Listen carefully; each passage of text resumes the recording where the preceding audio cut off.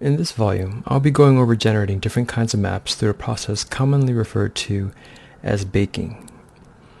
I'll be demonstrating baking using Maya and XNormal, but you can use whichever equivalent software you like because the idea behind baking is pretty universal.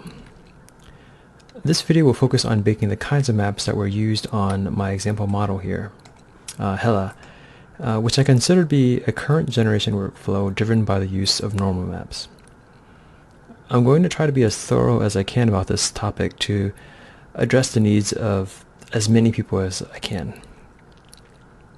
The actual texturing process will be discussed in the next volume, but I will be going over the creation of all the different kinds of maps I like to have on hand before texturing. I'll also discuss common baking problems and what you can do to go about fixing them, as well as a few common tips and tricks.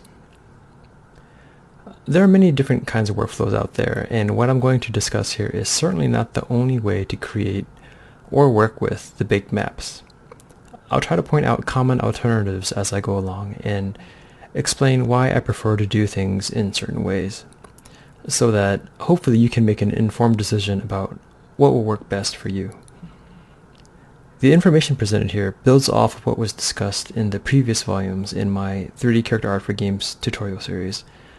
The way you build your high and low resolution meshes dramatically affects how your maps will bake, and ultimately the quality of the final product.